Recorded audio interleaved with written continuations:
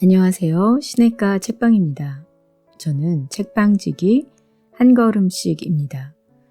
오늘은 지난 시간에 이어 레리 크랩의 결혼 건축가 중에서 2부 머릿말과 6장, 7장을 정리해드리고 몇몇 구절을 읽어드리도록 하겠습니다.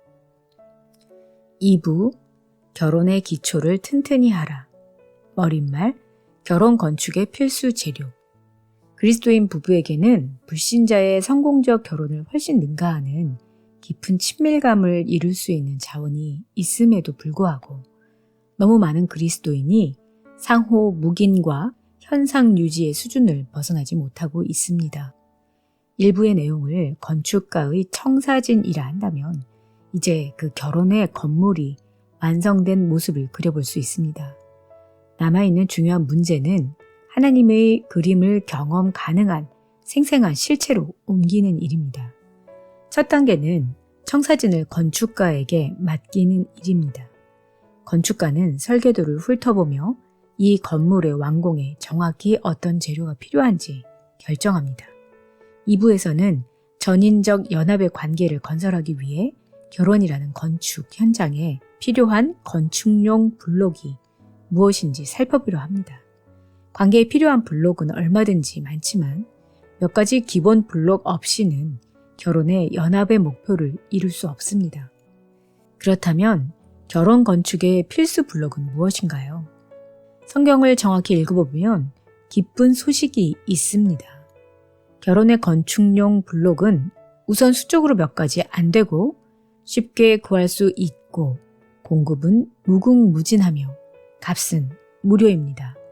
안내서는 마음만 먹으면 누구나 이해할 수 있을 정도로 간단하면서도 성숙한 신자에게는 끊임없이 도전을 줄 만큼 내용이 깊습니다.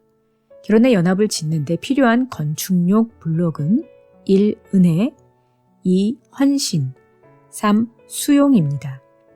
순서가 중요합니다. 우선 은혜가 없이는 참된 헌신이 있을 수 없습니다. 상대에게 헌신하지 않고는 수용해야 할 때 수용할 수 없습니다. 6장 결혼의 기초 1. 은혜. 결혼 생활을 유지하려면 우선 그것을 의미 있는 일로 믿을 만한 어떤 이유가 필요합니다. 절망한 남편, 좌절한 아내, 아버지의 죄의 희생자가 된 여자가 던지는 난감한 질문이 있습니다. 이런 싸움은 다 잘 될 것이다. 더 열심히 노력하면 하나님이 복 주신다. 죄책감 털고 도리대로 하라는 식의 반응으로는 결코 수그러들지 않습니다.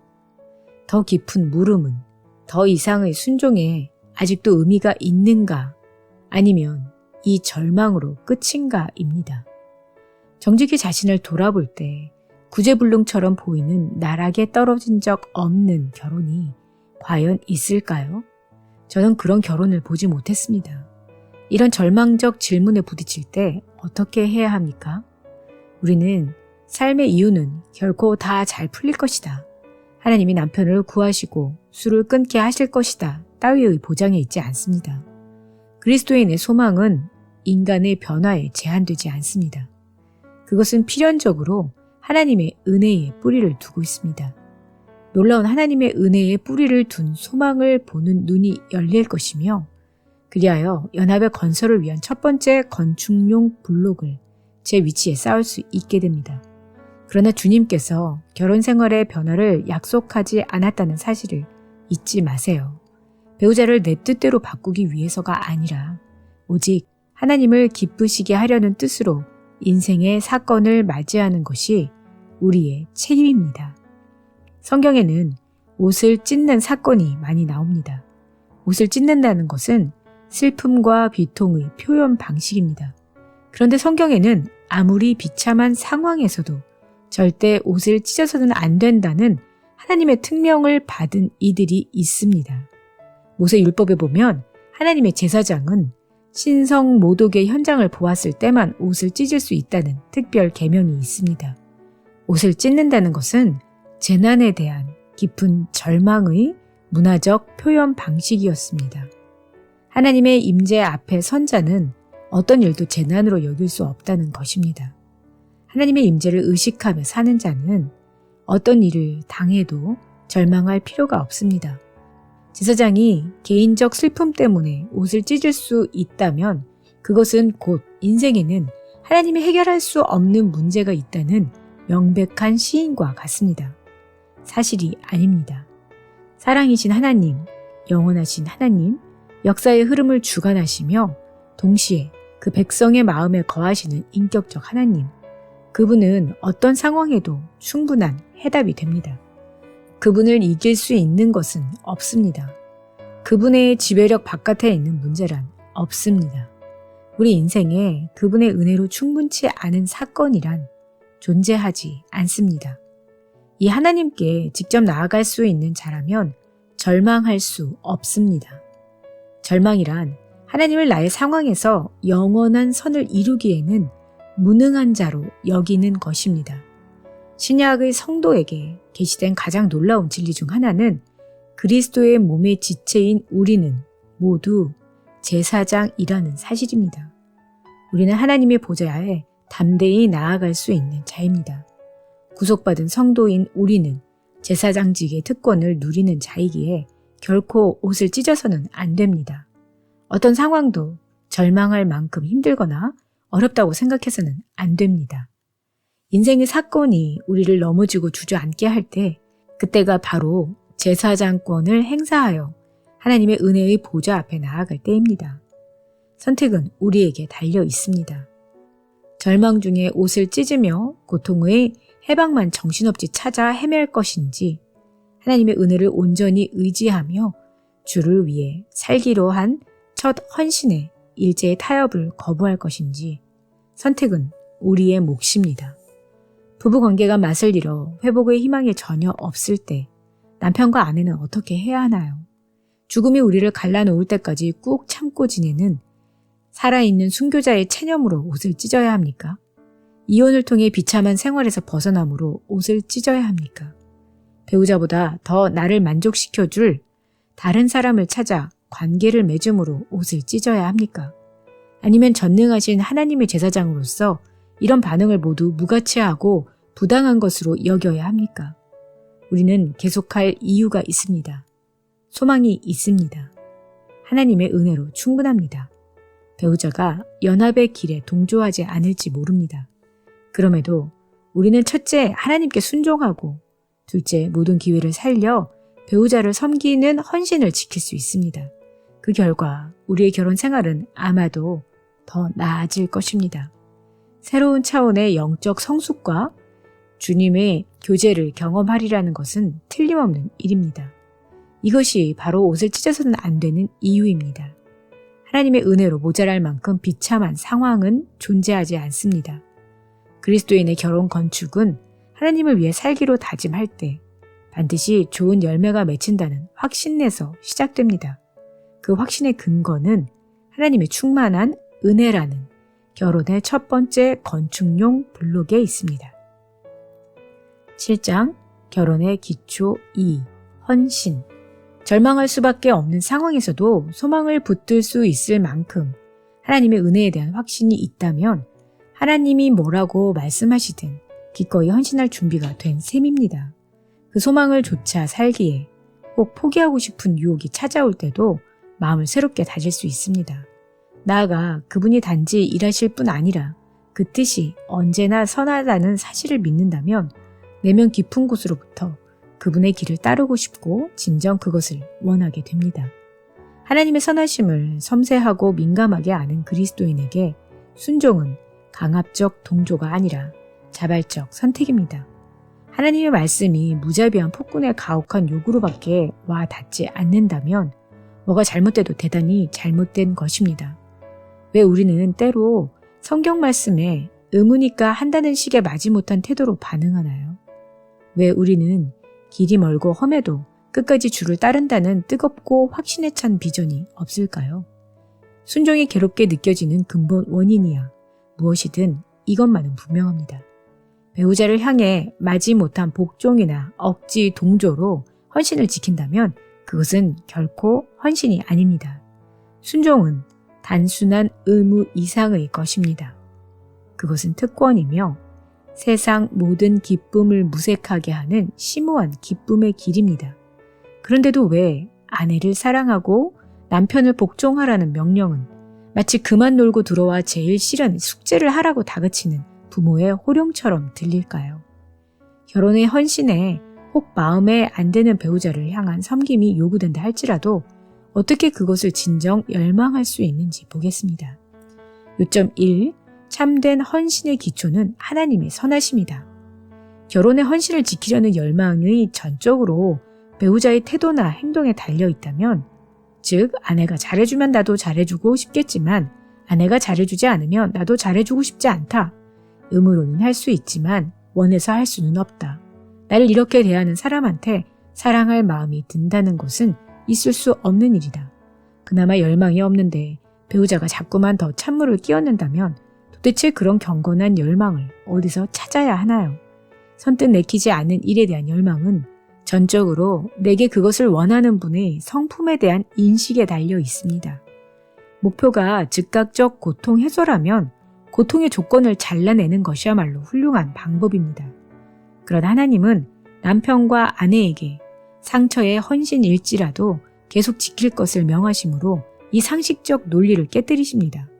하나님이 그 자녀들에게 장차 유익하지 않은 일은 절대 요구하시지 않는다는 철저한 확신 없이는 결혼의 헌신을 지키려는 열망은 생겨나지 않습니다.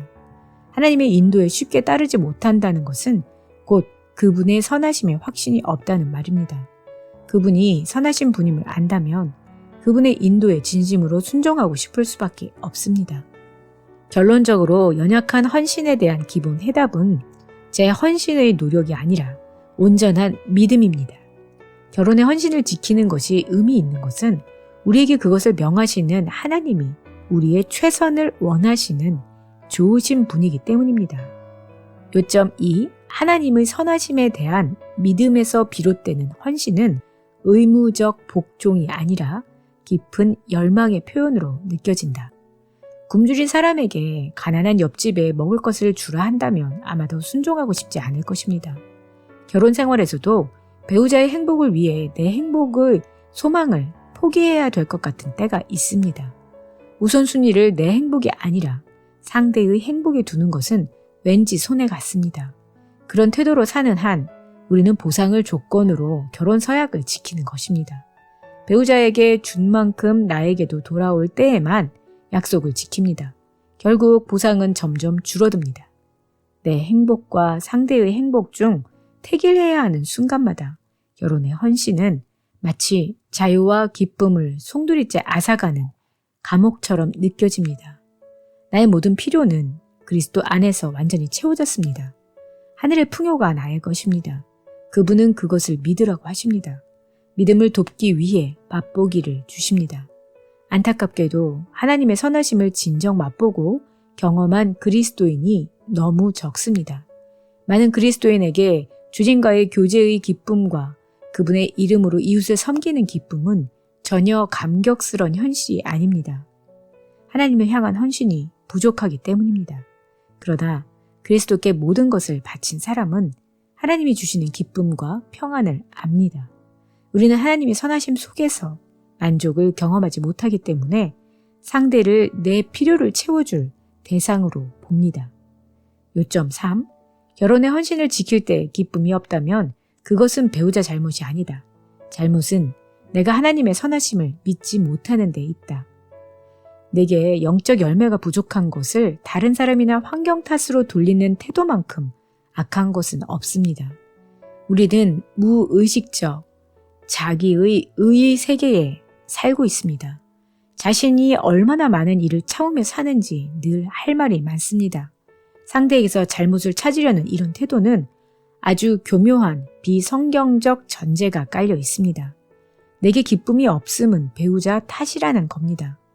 상대만 변화되면 나도 자상한 남편, 순종하는 아내가 될 수 있습니다. 기쁨은 성령의 열매가 아니라 배우자의 태도와 행동의 열매가 되는 것입니다. 하나님이 선교사의 노력을 많은 열매로 갚으신다면 선교사는 귀국하여 밝은 얼굴로 신나게 그분의 축복을 간직할 것입니다. 그러나 같은 노력을 쏟고도 외형상 별 열매가 없는 선교사는 그런 흥분을 못 느낄 것입니다. 낙심의 고통이 현실이지만 신실한 종에게는 기쁨의 이유가 있습니다. 그리스도를 위한 자신의 모든 순종 행위가 반드시 본래의 목적을 이루며 그분을 기쁘시게 한다는 확실한 약속이 있기 때문입니다. 사실 나라도 사역의 열매가 풍성한 선교사가 되고 싶습니다. 사랑 많은 아내를 둔 남편이 되고 싶은 것과 똑같습니다. 그러나 순탄한 축복 중에 있든 시련의 역경 중에 있든 그리스도인의 궁극적 기쁨의 근거는 같습니다. 즉 우리의 충성이 주님을 기쁘시게 하며 그분의 주권적 계획 속에 유용하게 쓰인다는 확신입니다. 그분의 계획이 선하기에 순종은 신실한 그리스도인에게 기쁨을 줍니다. 6장과 7장의 몇몇 구절을 읽어드리도록 하겠습니다. 6장 결혼의 기초 1. 은혜. 죄의 파괴력으로 모든 관계가 뒤틀린 세상에서 우리의 희망의 기초는 하나님의 은혜밖에 없습니다. 주변 상황이 아무리 잘못돼도 우리에게는 언제나 책임감 있게 살아야 할 이유가 있다는 온전한 확신이 그리스도인의 삶의 필수입니다. 그러나 불행히도 많은 부부가 하나님이 한 번도 희망의 기초로 주신 적 없는 약속을 붙들고 있습니다. 예컨대 자기가 최선을 다하면 하나님이 배우자를 사랑 많은 그리스도인으로 바꾸실 줄로 믿습니다. 그러나 주님께서 결혼 생활의 변화를 약속하지 않았다는 사실을 잊지 마십시오. 그리스도인의 소망은 배우자의 변화나 건강 회복이나 재정 상황 호전에 있지 않습니다. 하나님은 환경을 우리의 소원대로 바꾸신다고 약속하시지 않았습니다. 깊으신 뜻 가운데 그런 사건을 우리 삶에 허락할 것을 약속하실 뿐입니다. 배우자를 내 뜻대로 바꾸기 위해서가 아니라 오직 하나님을 기쁘시게 하려는 뜻으로 인생의 사건을 맞이하는 것이 우리의 책임입니다. 남편이 성경대로 산다고 아내도 그렇게 하리라는 보장은 없습니다. 상대가 이혼을 청하든 음주를 일삼든 날로 잔소리를 늘어놓든 우리는 여전히 인내하며 순종할 이유가 있습니다. 결론을 말합니다. 결혼의 연합을 이루는 중 어떤 실패나 낙심이나 비극을 당해도 하나님이 부부 관계를 치유하실 수 있고 더 성숙시키실 것이라는 확신을 잃어서는 안 됩니다. 하나님의 은혜로 모자랄 만큼 비참한 상황은 존재하지 않습니다. 그리스도인의 결혼 건축은 하나님을 위해 살기로 다짐할 때 반드시 좋은 열매가 맺힌다는 확신에서 시작됩니다. 그리고 그 확신의 근거는 전적으로 하나님의 충만한 은혜라는 결혼의 첫 번째 건축용 블록에 있습니다. 7장 결혼의 기초 2. 헌신. 하나님의 말씀에 순종할수록 그분의 선하심을 더 깊이 깨닫게 되고 그분의 선하심을 깨달을수록 더 순종하고 싶어집니다. 하나님의 선하심에 대한 인식이 없는 순종은 기쁨 없는 부자연스러운 헌신을 낳습니다. 반대로 하나님의 선하심을 알면서도 순종하지 않으면 그것은 얄팍하고 죽은 지식에 지나지 않습니다. 내 깊은 갈망의 해답을 그리스도 안에 찾았다면 그 갈망에 비추어 상대의 필요를 알 수 있으며 내가 그리스도 안에서 만족을 찾았다는 사실이 상대에게도 만족을 전하고 싶은 열망을 불러일으킵니다. 이런 논리가 듣기엔 좋지만 다투며 살아가는 매일의 실상과는 거리가 멀게 느껴집니까? 이것이 일상생활과 별개로 보인다면 그만큼 우리의 삶이 정상적인 그리스도인의 삶에 못 미치고 있다는 단적인 증거입니다. 하나님의 은혜가 지속적 순종에 충분한 이유가 된다는 확신으로 부부관계를 다시 세워놓는다는 것, 그리고 하나님의 계획은 언제나 선하다는 확신으로 끝까지 결혼 서약을 지킨다는 것은 결코 쉬운 일이 아닙니다. 이것이 어려운 것은 우선 하나님의 능력을 이해하지 못하기 때문입니다. 그리하여 우리는 문제가 오면 낙심하고 포기합니다. 또한 하나님의 선하심에 대한 인식이 좁고 약하기 때문입니다. 그리하여 우리는 그분의 뜻에 따르고 싶은 참된 열망을 완전히 잃고 맙니다.